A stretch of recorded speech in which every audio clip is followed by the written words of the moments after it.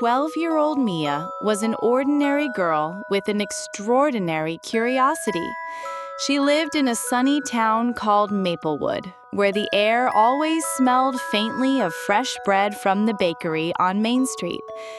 Every morning, she walked to Maplewood Primary School with her best friend, Sam, a boy who could turn anything into a joke, even math problems. Mia loved her school, especially the library. But there was one place in the building she had never been, Classroom 7. It had been locked for years, and no one really talked about it. The room sat at the far end of the old school wing, with tall windows covered in thick curtains. The door was painted dark green, chipped at the edges, and on it hung a small, dusty sign, "Staff Only." The mystery of Classroom 7 wasn't something most kids cared about, except Mia. One Wednesday morning, as students poured into the hallway before first bell, Mia noticed something strange.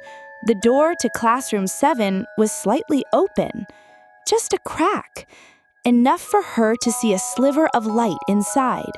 She nudged Sam. "Look," she whispered, "it's open." Sam rolled his eyes. "Mia, you're going to get us detention." But Mia had already decided. "Meet me here after school," she said. "We're going in." The day dragged on. Lessons felt twice as long, and Mia could hardly concentrate. When the final bell rang, she met Sam at the far end of the hallway. Most of the students were gone, and the janitor's mop squeaked in the distance. They slipped into Classroom 7. The air was cool and smelled faintly of chalk dust.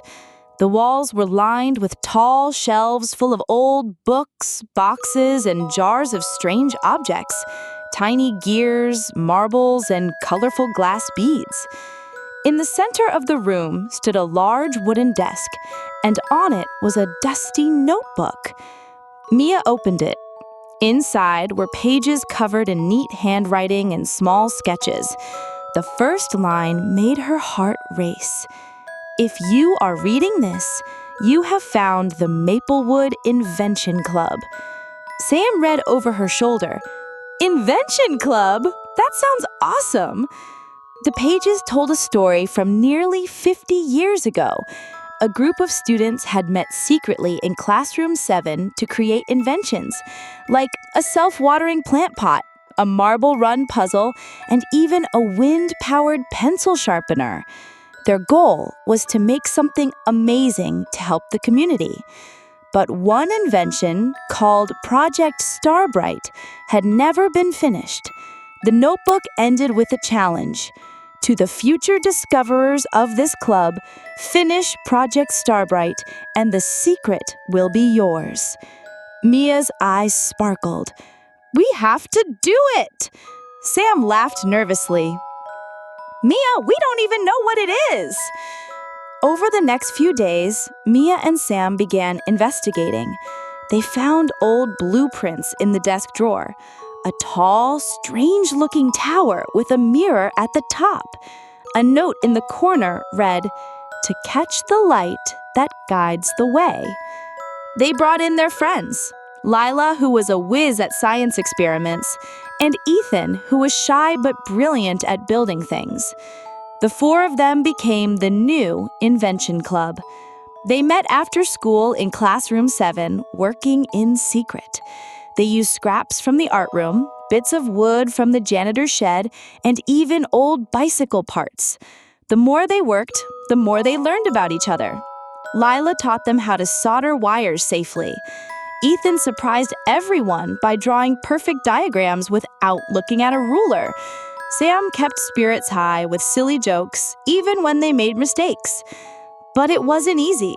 The tower kept tipping over, and the mirror wouldn't stay in place. One Friday evening, when they were close to giving up, Mia remembered the words in the notebook. "To catch the light that guides the way." She thought about the tall hill behind the school, where the sunset always lit up the sky in brilliant colors.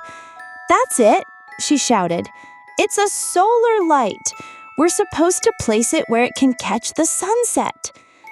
The next Saturday, they carried the finished tower up the hill.